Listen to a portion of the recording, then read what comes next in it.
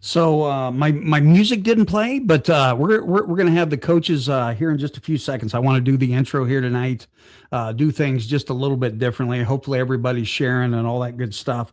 Welcome to the Coach Show, where whistles don't just blow; they echo. This isn't your average sideline talk.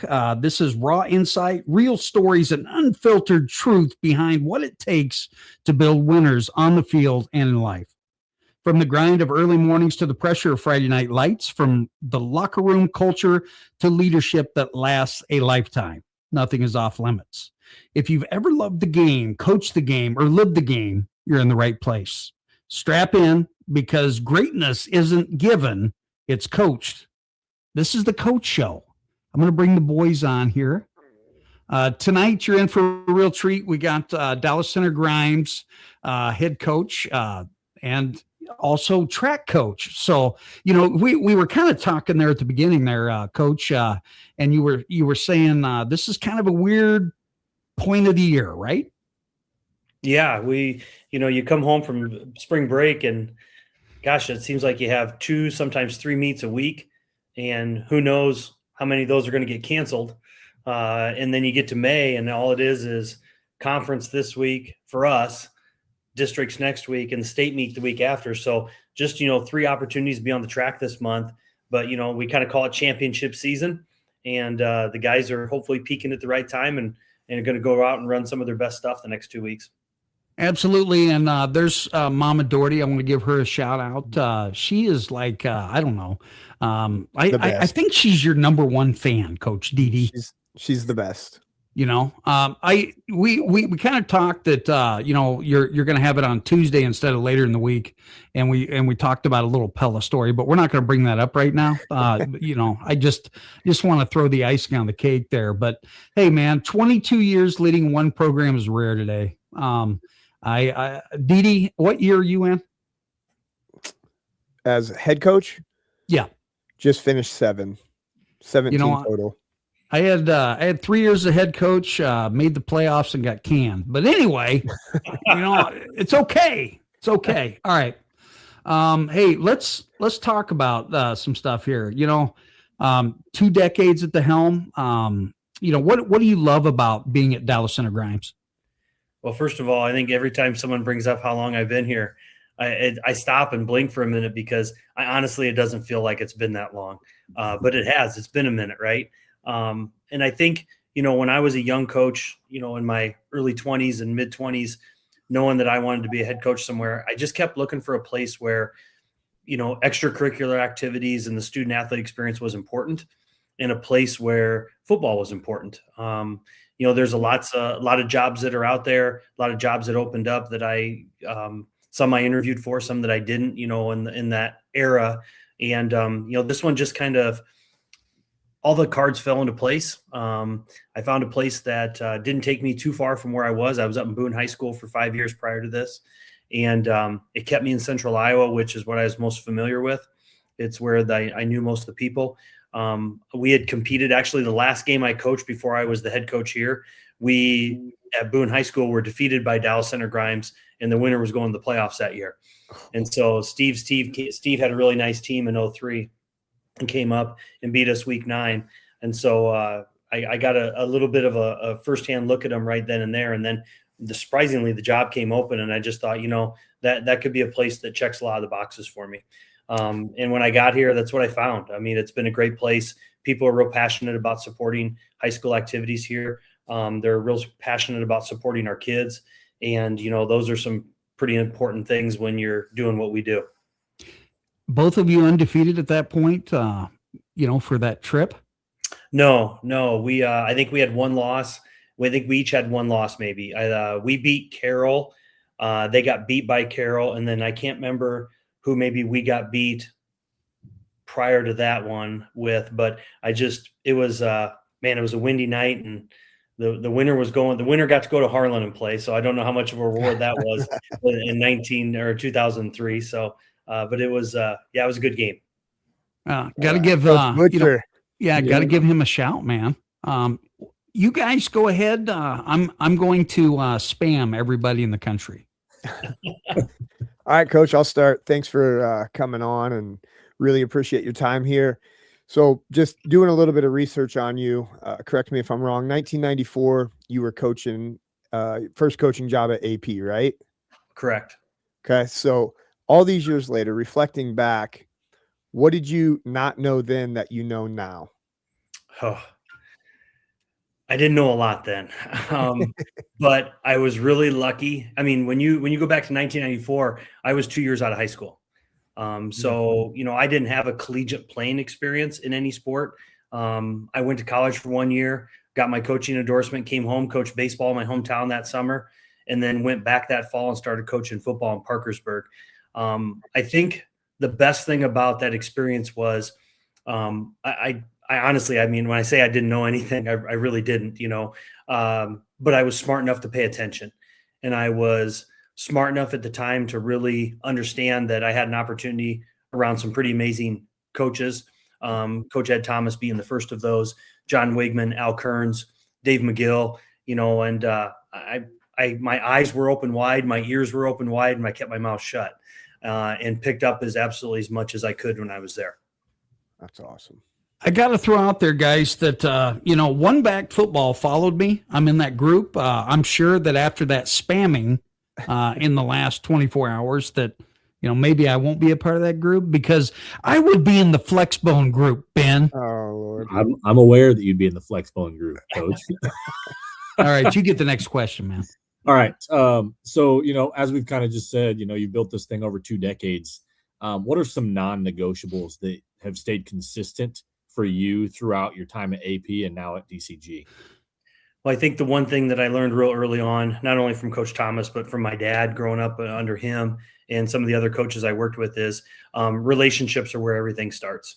And again, I don't know that I realized how intentional he was when he did it, him being Coach Thomas, but he was fantastic at connecting with kids on an off the field level to the point where he could push them to a point on the field beyond where they even thought they could go.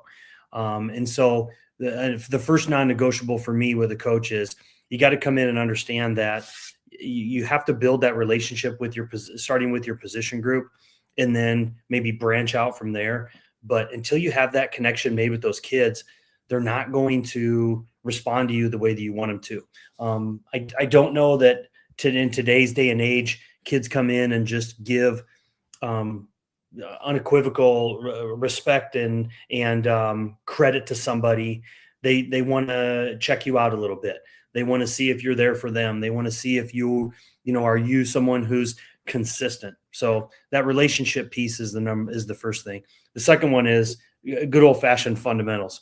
We're working on some summer stuff right now, and I told our coaches that, remember, summer's where we build better football players. And we don't, we're going to put some scheme stuff in, of course, but fundamentals have to be the foundation of everything you do. If you can't get in and out of a 3-point stance, you can't play football. If you can't backpedal as a DB, you can't play football. So I stress to my guys all the time that, be great at those simple things, be excellent at the little things and those fundamentals. And then you can do the more complex things, but, you can also put yourself in a position where a fundamental thing isn't going to cost you a football game.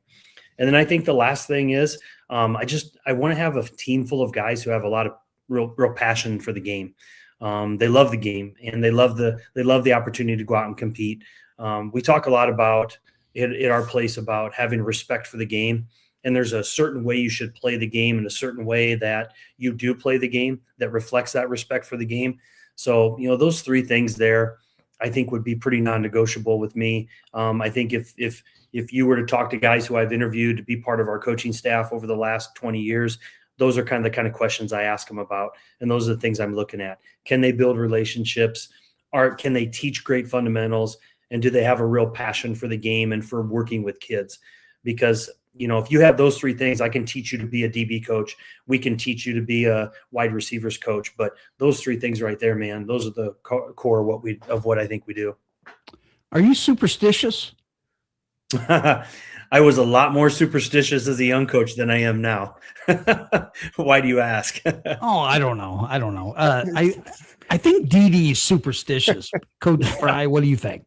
A little bit. but Guess I'm not working out right now, man. This last season, I broke every superstition I had because what the hell? It wasn't going well.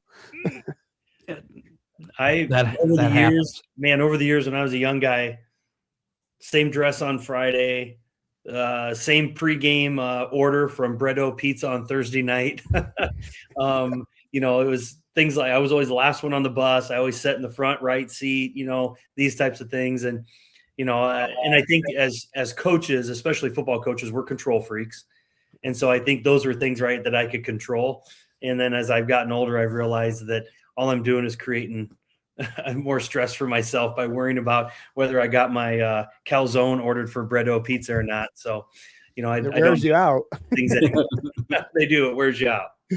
How important was learning to delegate? Because when I was a young coach, I didn't delegate anything, and it's caused some health issues. So, when did you start delegating more as a head coach? So we went through about 2013. We had a really good staff of coaches here, but we had gone through some just kind of, ho-hum years after a couple playoff berths. And I was at the time, I knew a couple coaches were looking to continue to move up and continue to progress their career. And I decided at that point in time that I was going to give up play calling duties and have two coordinators. In addition to that, we were starting to get to a point where 9 through 12, we were getting 125, 130 kids, 9 through 12 out for football, and then another 100 kids in our middle school program. And as the person who assumes responsibility for that 7-12 football program, I found myself being pulled in different directions and stuff. And so I think it was about a little over 10 years ago that I did that big shift, and I shifted my attention to just the overall culture of our football program. I was in charge of special teams. I had a guy calling plays. I had a guy calling the defense, and I took charge of special teams, coached the offensive line off and on since then based on coaches we've had come in and out. But I would agree with you that trying to do it all, especially today, is just going to simply wear you out. I don't think I would have lasted 23 years. And I think the important part of that is you've got to be willing to let those people, if you're going to, I always tell my assistant coaches, my job is to hire great people that have a passion for the game, give them the resources they need, and then get the hell out of the way and let them do their job. And we talk a lot in the off season. We talk a lot in meetings and different times about, it's still, my fingerprint is still where it needs to be as far as so certain things that I believe in, like fundamentals and certain game strategies. But at the end of the day, if I hire these guys to do a job, I want them to go out and do it. And I don't want them to worry about me looking over their shoulder or me jumping in and calling timeout because I didn't like that particular play. There's been times where I thought to myself, that is not what I would have called here, but I trust the guys to do it. And more times than not, it works out. And I look at them and I give them one of these, and then my heart's going 1,000 miles an hour because I wasn't 100% sure it would work. But, it's I trust those guys, and I give them a lot of responsibility, and I want them to know that I'm in their corner and they can feel free to do that stuff because we've had some really big moments in games that those guys have secured for us. I think the only time that I ever jumped in is when I was screaming, you need to do the waggle pass. But Coach Fry, you got the next question, buddy. Okay. So what have been some of your biggest challenges in sustaining your success versus building success? Sure. I think the biggest challenge right now is just the specialization that you see kids having the opportunity to get involved with. When I look back over the last 20 years, just thinking real quick, like what's that challenge? The challenge right now is the kid that comes to me in February and says, Coach, I'm not sure I'm going to play football next year. And I'm counting on him to be, I project him as one of our starters. And I say, well, Tommy, why is that? And he says, well, I really love wrestling and, I really love baseball. And I just feel like in order to get on the field or for us to be as good as we can be, I've got to practice it all the time. And so I think that's the greatest challenge facing not only myself and our sport, but I think all sports is this. There's just so many more things that kids have the opportunities to do right now. I went to high school in the early 90s. I mean, I played 4 sports in high school. I didn't practice any of those sports outside of the season. There were some opportunities to do it, but I didn't do it because I was playing other sports. And so now I look at that, and especially, where, we all live, there's always somebody out there somewhere who's providing these kids an opportunity to, practice year round or to play year round. And, having a junior in the household myself, I'm seeing it firsthand how they're just pulled in these different directions. So I think hands down, that's the biggest challenge with any coach right now. And I also think that's what, you talk about delegating, you talk about, how do you keep from getting worn out over 23 years? I think sometimes you have to say no to some things. Last couple springs, we've done a spring 7-on-7 in May, and we said no this year. And we had our reasons why, but I think it was a really good thing for us. I know it was a good thing for our coaches because I know we're not there every Sunday night right now. Yeah. Didi. Yeah, no, that was awesome. So kind of talking about that multiple sport thing, and I know sort of, I think, where you stand on it, being a multiple sport coach, having a son that's playing multiple sports. At the 5A level, how important is it to be a multiple sport athlete in your opinion? Well, I think this is one of those hills that I'll die on. All right. I just think that whether it's a guy or a gal, a high school athlete who is in multiple activities, what they take from those activities builds them into the athlete that they are. Okay. So I tell our kids all the time, I love going to basketball practice and seeing our guys out there, because the art of defense is change of direction, movement, right? Mm-hmm. We can replicate that, coach, in the weight room. We can put them in situations and lateral movement to touch the cones, but what better way to do it than, in the gym? You go into the wrestling room and those guys, the leverage, the mindset of a wrestler. So we can go through all the sports there, but I think those sports build a certain skill set and they help build certain skills within a kid. But the thing that I love most about the multi-sport kid is they find themselves in different situations that come back to benefit us in the fall.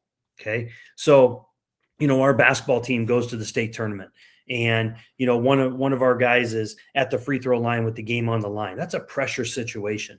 The pressure situation to get there, the pressure situation in the moment of the game, that young man is going to be a different athlete after that moment because of his success and failure. And that's going to help me in the long run.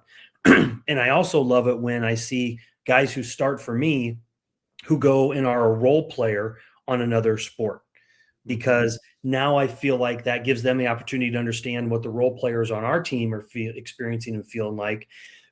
Because as we're trying to build that football family, it's not just the 22 starters on the field. It's everybody that's there from the most to the least. So, again, the multi-sport experience, just from the skills it develops, from the moments that it puts you in, that you develop that ability, that mentality. I think all that stuff is awesome. I'll finish with this last example here, but you can't tell me, we talked about Harlan earlier. Okay. And you go back and I was just emailing with or thinking about Joel Osborne, who's now the head football coach at Benedictine. But in Joel Osborne's last year, he won 4 state titles in a row. They were football, basketball, track, and baseball state champs. And wow. You can't tell me, you can't convince me otherwise that success and that mentality that they built in some of those other sports didn't bleed over into the others. So, as we live in this 5A world now at Dallas Center Grimes, and we're going to be the 37th biggest school in the state of Iowa next year, and that's without any free and reduced situation. And we're there. And for us as a small 5A school, that multi-sport mentality is going to be crucial for us to be able to maintain any type of success we've had moving forward. And if you were here and we were talking at the school, I would tell you that's the greatest challenge in front of our activities department right now as we make this switch over and continue to compete more in the big class. That kind of gets us into this next question. So first year in 5A, you go 7-2, which is pretty good. What did you learn about your program making that jump? Well, I think I learned about our program is that we have things in place that prepared us to be successful there. I'm sure we could all sit here and share plenty of examples of, if this play or that play would have just gone the other way, how a season would have been different, and that was us in 2024. I can really point at 3 plays that, gosh, if those plays would have gone differently, an overtime loss and a play to Gilbert, touchdown call back against Glenwood, a turnover late in the game against Fort Dodge. If we have 3 things go different, we were a 5-4 team the year before. So I think as we made this change, it was one of those things where I just kept telling myself and our coaches, we're not going to change who we are just because the classification number changed. Okay. We felt very confident about who we are. We felt very confident about what we did. We knew that fundamentally we were in a better place in 2025 than we were in 2024. We knew talent-wise, we had a lot of really good athletes coming back that were going to provide us some opportunities. We needed to clean up some things more than anything. So I think we felt that the opportunity for success was going to be there, but, it was going to hinge on a number of games.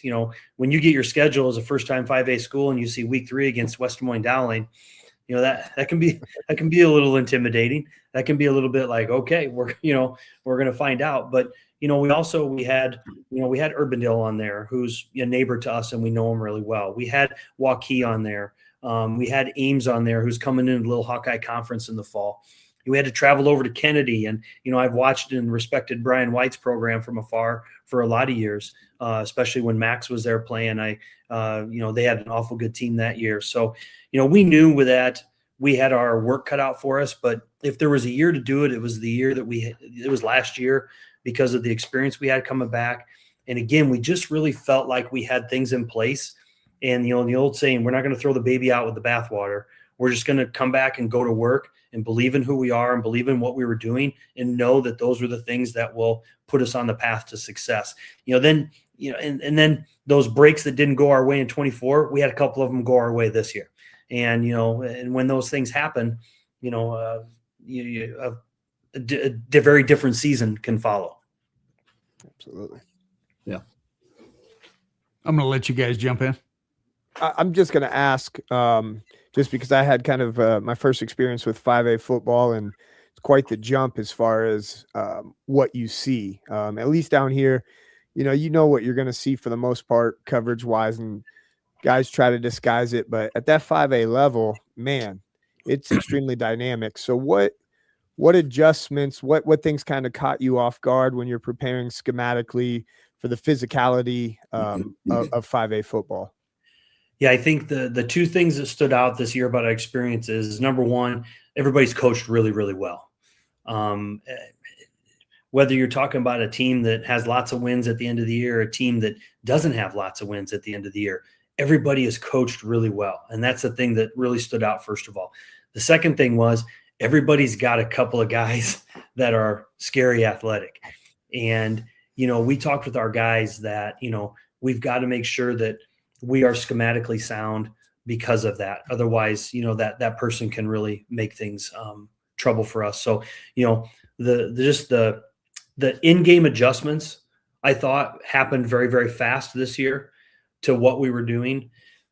We would make an adjustment, and their adjustment to our adjustment would happen in game versus at halftime, or waiting till halftime. We weren't able to kind of get away with it until halftime, till they could sit down and talk, because so many of the teams have so many guys playing one way. They bring them over, they get on the iPads and they coach them up. And then next thing you know, they come out and they've already adjusted that. I think that was a big, not a surprise, but it was something that's pretty evident early on. I think just the preparation going into it too. There's so many teams, that we played this year that have such large coaching staffs that there's really no stone left unturned when it comes to the preparation. I mean, and a little bit of this, my younger brother's coached at Waukee and now Waukee Northwest for over the last 20 some years, and so I talked a lot with him and some other guys that were kind enough to kind of say, I'd just go to them. I'd say, what am I getting into here? And, these are some of the tips that they would give us as far as our preparation stuff goes. But the big tip they gave us as far as us is, it's still football. You still got to be able to come up and execute. it's probably going to be determined by what you have in the offensive and defensive line because of the depth and some of just the sheer size that we see in there. And, keep in mind that we played in a really good 4A district for a lot of years. We regularly faced off against Lewis Central, who's, their record over the last 10 years is pretty good. We would play week 1 or week 2 against Pella for ages. So we felt like we played a really solid 4A schedule here against some really good teams. So I don't want my comments to mean to give them any disrespect, because to be honest with you, the transition was probably, we were able to do what we did because we played such high quality competition in Class 4A the last 4 to 6 years.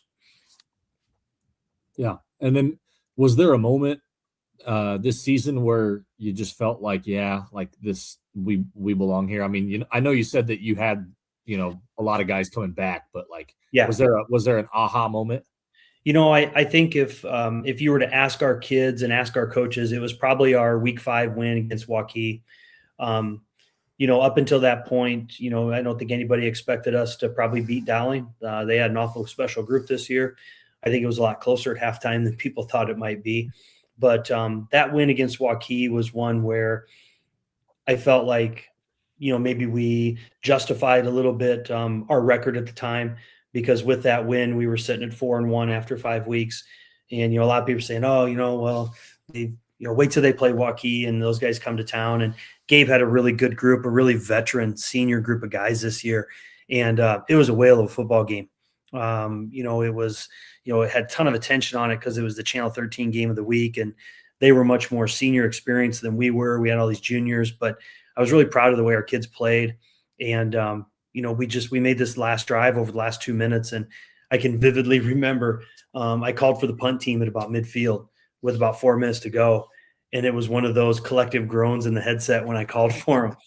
And my own son walked off. He's like, "Dad," he's like, "we got to go for this."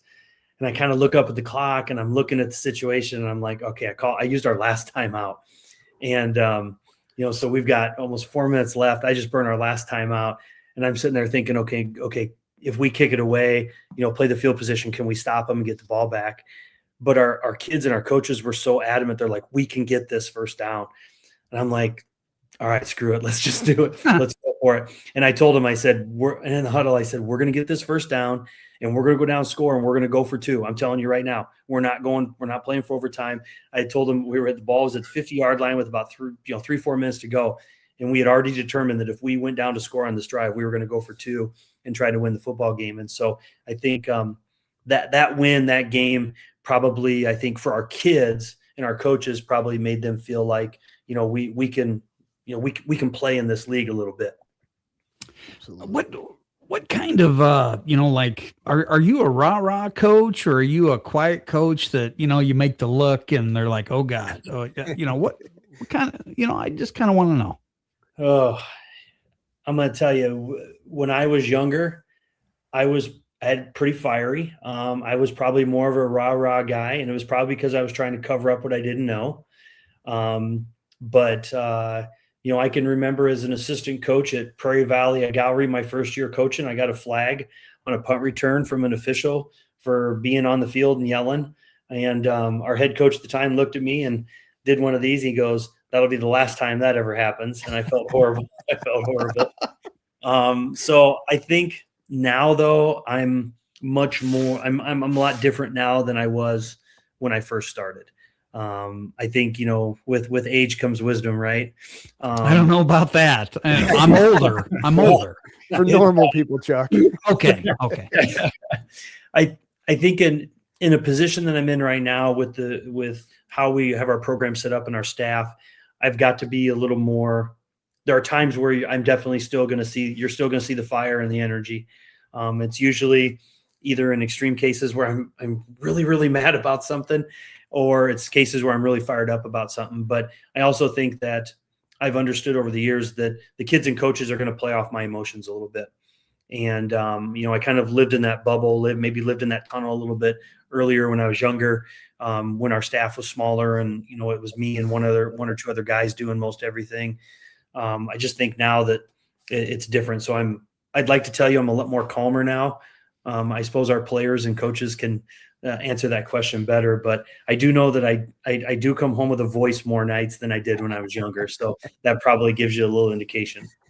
Yeah, Dee Dee, I got to ask you, what's it like when the school board president and the principals are almost getting flagged? What's that like? And a guy that you wrestled for. Yes. Yeah, Yes. nope. Just kind of let them do their thing, man. I've gotten 3 flags in 31 years of coaching football. My first one was the one I just told you about when I was at Prairie Valley Gowery.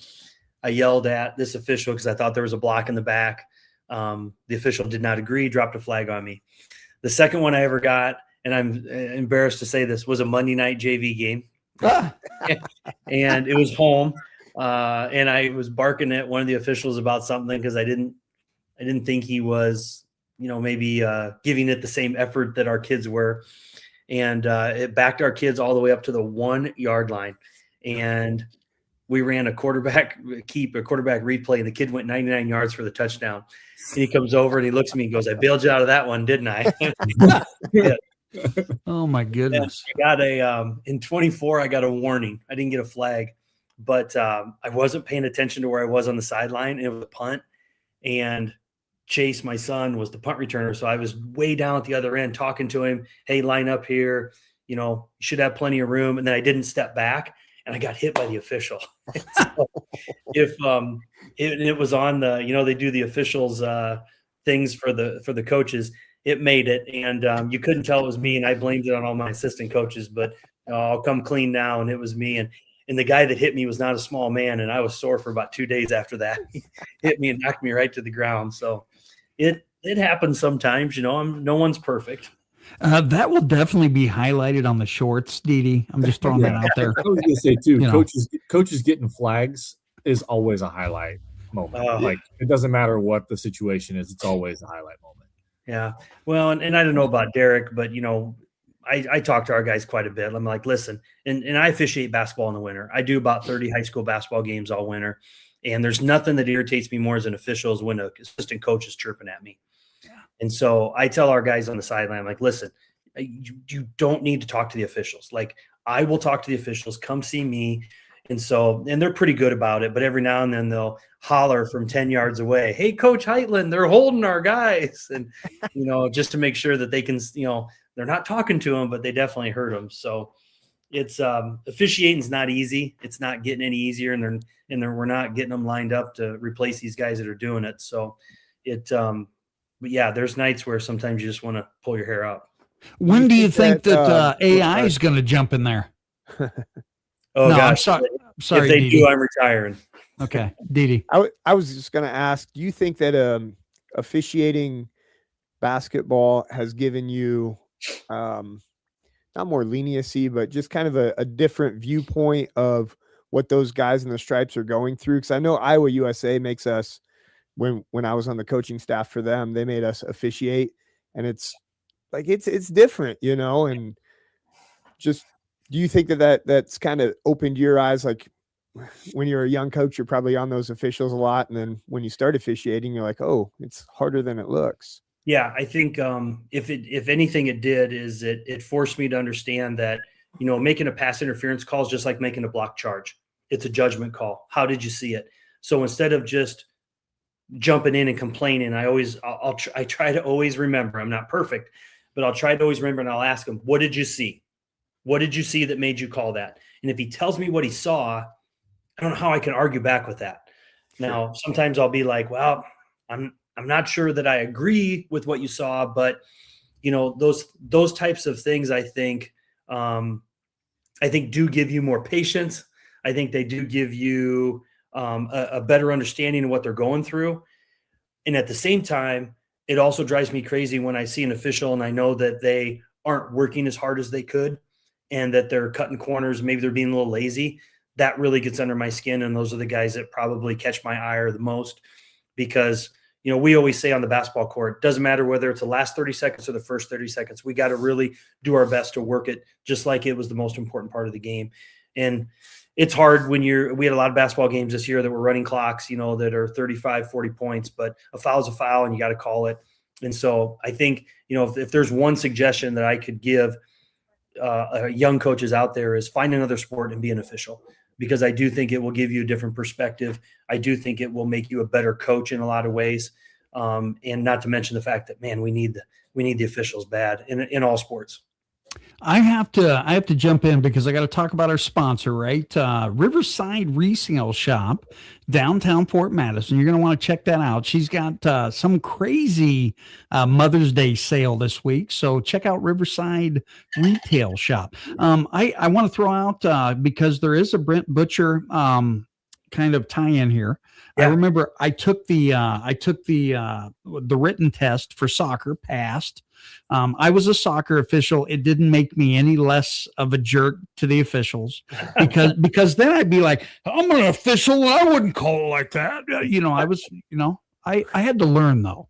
Yeah, it is, I'll tell you what, there's no more lonely feeling in the world than to be on the basketball court knowing you just blew a call and there's nowhere to go hide.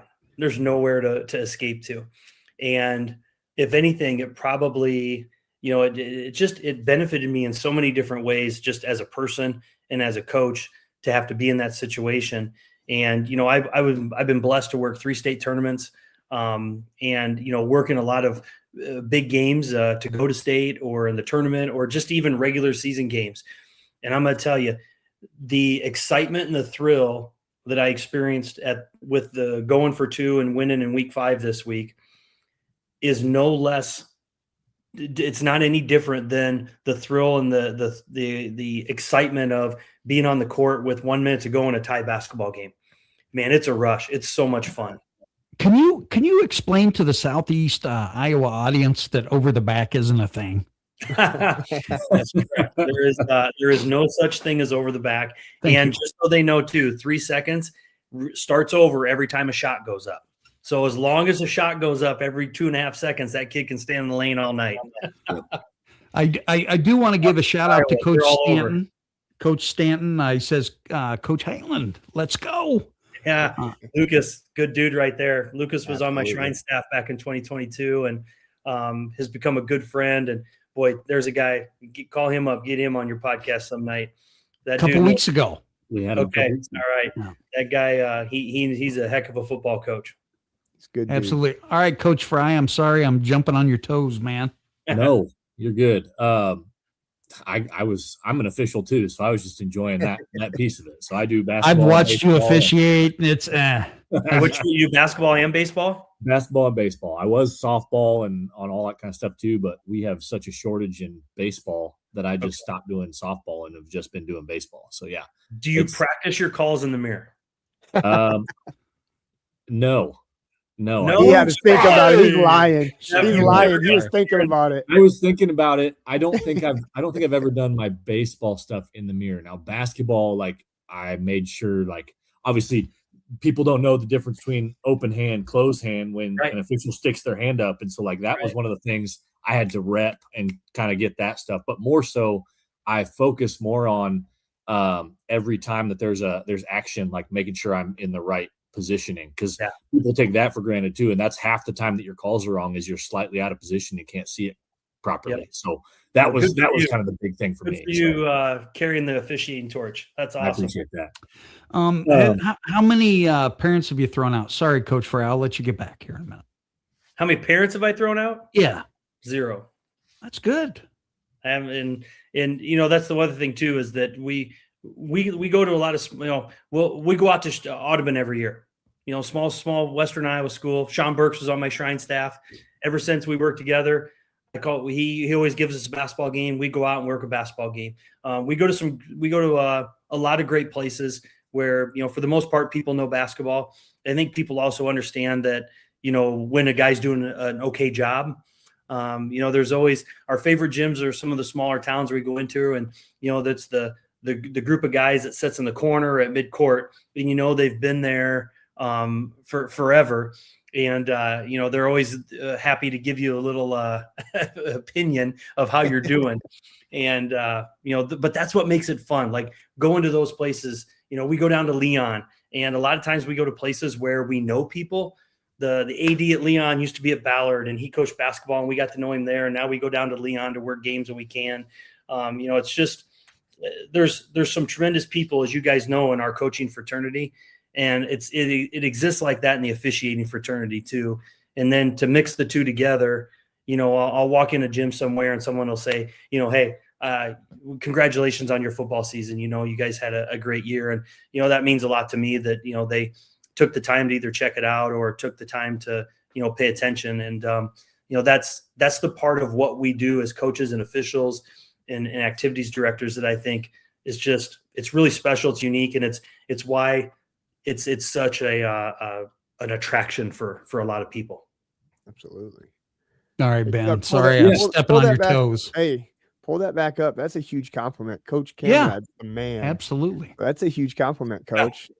I'll tell you what, Justin got to know Justin playing against him, and kudos to him, just had one of his guys drafted by the Bears. Right. We've had some really tough games against him, and just one of those guys you develop an instant respect for because of how well they do their things.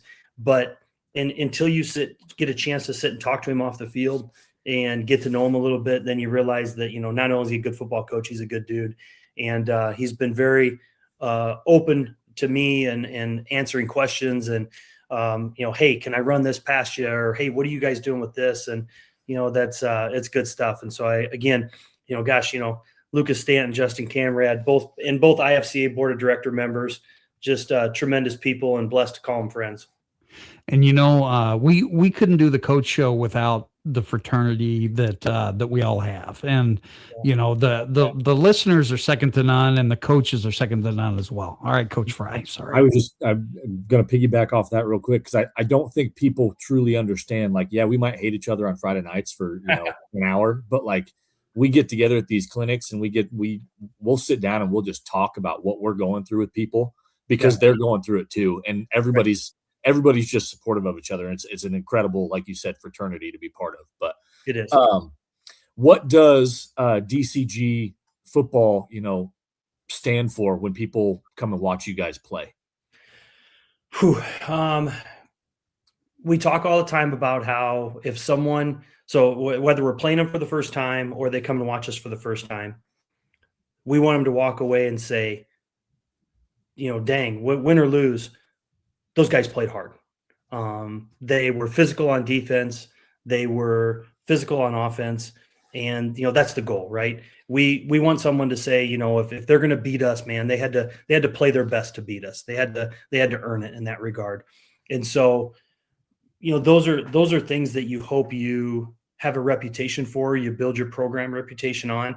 And obviously some years you're better at those things than others. In 2018, we had a group of guys that I just absolutely loved, but gosh, we just weren't a very good football team. We weren't a very physical football team. And so that was a year that was really tough. But I think, as people come to watch us, I hope they say that, number one, it's clear that their kids and coaches have fun and enjoy playing this game, and they played it with a lot of emotion. And, we just want people to go home and say, and know that they were in a football game with us, win or lose, when it's all said and done. All right, Didi. All right. I want to kind of go away from, not football, but it wouldn't be a podcast with me if I didn't talk strength conditioning a little bit. So I hope so. What does the off season look like for you guys? I know you were talking about multiple sport athletes and such, but what are the expectations to be in the weight room from you out of season? And then what are you doing to develop your kids for football in the off season? So let's start with the football stuff first. After football's over, we have one of three groups of kids in the winter. We have basketball players, wrestlers, or kids that are in off season. Kids are in off season. We tell them that, the expectation is that they're in the weight room 3 days a week at a minimum, 4 if they're, the kids that want to get that extra lift in. As Derek, I've talked enough. We do have a strength conditioning class during the school day. and that's been a great addition for us here over the last couple of years. Kids that are in season, and we expect them to be in lifting with their winter sports teams. They have 2 designated days to go in and lift during the season, and we expect them to be in there, during those 2 times. You're at the mercy of those coaches, and luckily we've got some guys here that believe in the weight room as well. But we'll also tell the kids that, especially younger guys, if you want to get a third one in, talk to your coach and, see what he thinks about you getting a third one in, especially those young guys. And I think we back that up with what we do in the fall. We try very hard to find ways to get our freshman kids. We try to find a way to get them 3 lifts a week. And some of our, JV guys that aren't going to maybe see the field on Friday night, try to find a way to get them a 3rd lift, because those are kids that are going to play for you in a year or 2. And, we want to make sure that we maximize that. So that's kind of how we go through the winter and the spring and the summer. Is you're either in an in-season sport and you're lifting with that sport. All of our sports have designated lifting times with our strength staff. And then if they're not, they're in there 3 days a week with us. I've got a quick question. I asked it last week and I thought it was pretty good. And, Coach Fry's probably saying, whatever, Banks. Anyway, if you could give one message to every athlete listening right now, what would it be? Oh, I'm going to maybe sound my age on this one. Don't specialize. And and I'm going to say that, and I'm sure there's going to be people out there that say, well, there's always going to be that. No, you have one shot to play high school sports, and there is again, one of those hills I'll die on. There's nothing like being involved in a high school sport for your community, and I think that if there's and I pick this one because when I see kids 2 years down the road, 4 years down the road. Now some of them have kids that are going to school here when you stay somewhere this long. But I never hear from those kids, man, I was so glad I just did one thing. What I hear from them is, man, I kind of wish, looking back, that I would have maybe stayed out for basketball, or I would have stayed out for football. Because whether you like it or not, it's the one chance you get to do it. And it's the one chance you get to play it. And I tell kids all the time when they come to me and say, Coach, I don't know that I'm going to play football because of this, or Coach, I don't know that I'm going to wrestle to focus on football. And I tell them, you don't have to quit everything because you love one thing.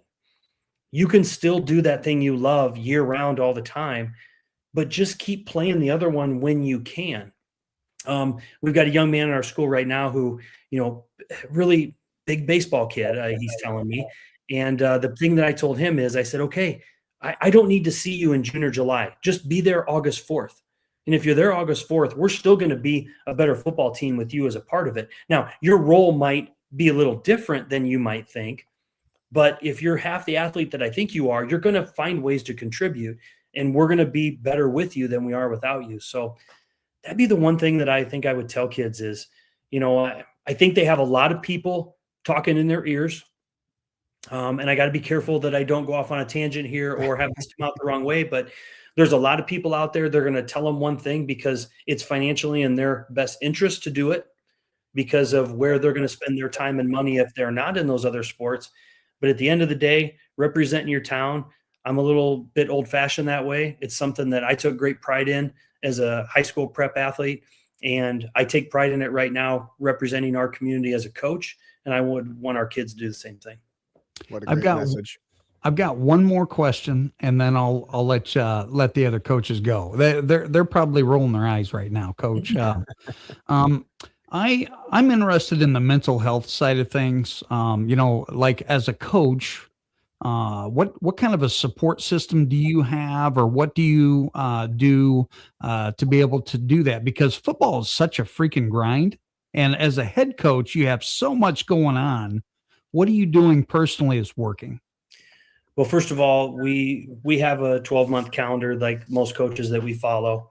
And when we get to about Christmas break, I tell our guys, like, listen, the month of January, I don't do a whole lot of football stuff. November and December is a lot of player meetings. It's a lot of postseason work. It's a lot of, quick evaluation while things are fresh in your head. But once we go home on Christmas break, and I'm busy in January reffing basketball and gone a little bit too.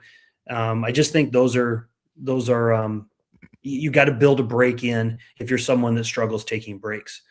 The other thing is that I don't think any coach can do what they do if they don't have the team at home. The good Lord knew what he was doing when he introduced me to my now wife, because she's a great coach's wife. She doesn't ask me during football season what time I'm going to be home. She doesn't, roll her eyes or look at me sideways when I leave the house at 7 a.m. on Sunday morning and come back at 4 p.m., on certain weeks. And she also keeps me level. She's also the one to look at me and say, hey, it's not that big a deal. Or sometimes she'll look at me and say, hey, you guys aren't that big a deal. Just kind of keep everything, where it needs to be.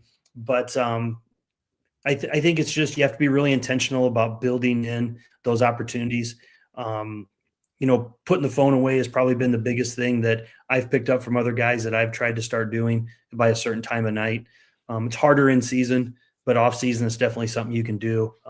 Just unplugging a little bit, if you want to use the term, and that means from social media too. And there's a lot of great stuff out there, but still sometimes, we just have to step away.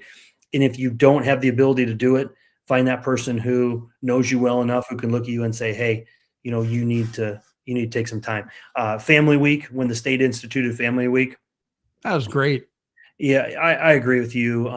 People joke that, that's the one thing they've done. They've done a few more than one or two things right over the years. But I think that Family Week concept, I know that it's been amazing for our family. And the hard part is that, you come home from it and bam, you're right into football. But but you have to keep in mind that, 25, 30 years ago, you were only allowed 10 contact days in the summer with your guys anyway. Mm-hmm. I can remember when my dad was coaching in the 70s and 80s, he didn't do any football all summer because you couldn't. It was against the rules. Well, now that we can do anything we want come June 1st, it's almost like we have to save us from ourselves in that regard. But I think just being intentional about finding some time to take away. Otherwise, you are going to hit that burnout thing pretty quick, because it can be pretty consuming. I do want to give Randy Schrader a shout out. It says coaches' wives are angels on earth. He's next week's guest. Excited about that. You guys will have a great one there. I've had the pleasure of meeting him through Coach Butcher and through Brent. And Randy's been someone who, he's in Adele for a couple of years close by, and I've had a chance to visit with him a number of times and cross paths with him. And he's one of those guys that when he talks, you listen, because he's usually spitting some wisdom for you. They put together quite a Nottoway Valley coaching squad. Yeah, it's nuts. All right, coaches. Sorry, I'll go ahead and go, Coach. Just I want to bring some recognition and impact, because I know you're a humble guy. So I'll brag you up here a little bit. You were named the NFHS Coach of the Year and a finalist for the National High School Strength and Conditioning Association Coach of the Year. I know you're humble, but what does that mean to you? Well, I tell you what, it is kind of overwhelming in a minute to stop and think that someone thought that I was worthy of putting up for that award. It's the only reason I have these opportunities because I'm standing on the shoulders of all the guys who have poured into me over the years. I look back and think that, I'm not where I'm at without Ed Thomas and Al Kearns and John Wigman at Parkersburg. I'm not where I'm at without Jason Klansmith and Jeff Cruzy, who I spent 3 years with at Prairie Valley at Gowrie when I didn't know anything except how to, run around the practice field really hard and do drills with the guys. And, at Boone High School, Dale Tryon, Mark Kamenish, Jim Paulson were three guys that I really leaned on a lot there. And then, I've got two parents that, absolutely gave me an incredible childhood growing up. My dad coached high school football and track for a long time. And I just, it's because of those people and what they've poured into me that I've had these opportunities that I've had. And I've been very, very lucky. And I try to, work every day to deserve the opportunities that I've been given. And it's just, I'm really, really humbled but honored to, accept those recognitions on behalf of our school and our communities that have given me the chance to do something that, I like a lot over the last 22 years. So thank you. Yeah. I'm just going to ask, as one of the board members for the Iowa Football Coaches Association, what excites you about the direction Iowa high school football is going? Oh boy. I think what excites me the most is the health of our sport is really, really good in the state of Iowa right now. And, we have a motto that, we want Iowa high school football to be the best in the nation. And I think all you have to do is look at some of the opportunities that our kids are getting now post high school, and some of the college opportunities and now professional opportunities that are coming back to the state of Iowa. I think it speaks a lot to the high school coaching in our state and the programs across our state. And it's not just programs that, end up in the Dome every year. It's programs that maybe you've never ever been to the Dome, but, that produce guys like Dallas Clark over the years, that go on to do what they're doing. But I think that's what excites me the most is that the quality of football, not only from class 5A, but all the way down through our classes to from 5A to 8-man. And I just think the quality of football at those levels is so impressive.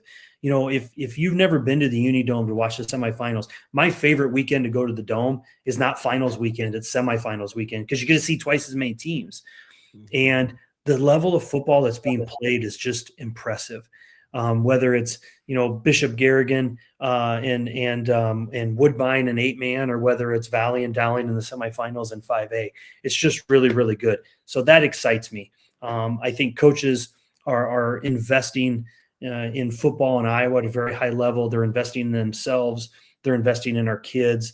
I think, and Coach Doherty can speak to this as much as anybody, the emphasis and the ability of our kids to get strength and conditioning training now in high school has never been better than it is right now. And I think our kids are bigger, faster, and stronger, and in a lot of ways smarter than they were in the past. And that gets me pretty fired up about the health of our game across the state of Iowa. It's still the number one participation sport in the state of Iowa. And, I think we as football coaches should take an awful lot of pride in that and work really hard to promote it and protect it. I wasn't that great a football player in my bucket helmet. So yeah, I'm just going to throw that out there. It was a big bucket, Chuck. It was a big bucket. It was a big, Coach, thank you so much for coming on. Now, do you have any shout outs for anybody? Oh, geez. Well, I'm going to give a shout out to our coaches and staff. I just can't wait to get to June 1st to start doing some of our work with them. We're really excited about the what's ahead of us. I'm going to give a shout out to Coach Doherty for bringing this up and inviting me to come on. I think it was just a random text I sent him. I'm like, hey, you do a podcast? I'm like, I got to check this out sometime. And he's like, yeah, it's not a bad podcast. Do you want to do it sometime? I'm like, sure, why not?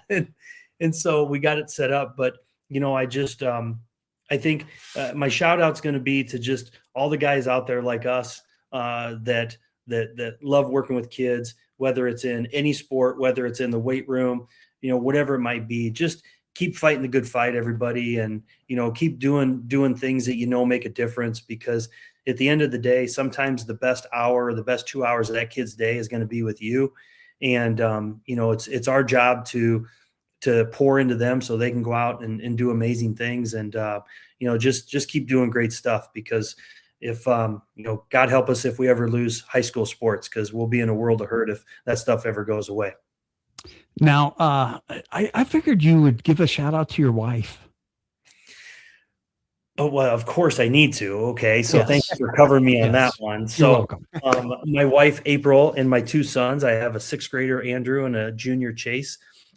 Give them a shout out, because without them, again, I can't do what I do, and they understand Dad's schedule, and they play along really well. And, it's, there's nothing I enjoy more. Coaching my son has been both the best and the hardest thing I've ever done. That's a whole nother podcast, so we can get into that another time. Yeah. But I love coming off the field and, seeing my wife and my 6th grader there, and they usually are waiting for me, win or lose. And so that always just kind of, again, brings things down to where the important level is as you're leaving the field on a Friday night. And so, yeah, thank you for getting me covered. We are a week from Mother's Day too. So Yes. I probably better make sure I get on top of that too. Gentlemen, don't forget that mothers. I do want to throw out there that I've only spent an hour of my, time knowing you, but you're a Hall of Famer in my book, Coach. Amen. Wow. Amen. That's very, very humbling to hear that. And thank you. I've enjoyed this a lot. I love talking just about our sport, and it's and you've picked up a listener from here on out too. I'll be definitely tuning in every week. So checking out, especially if Coach Schrader's on next week, he'll be spilling some wisdom. I'll be able to check in on that. Phenomenal. Well, we appreciate you listeners or viewers, right? Because we get a lot of viewers because of Ben. Wow.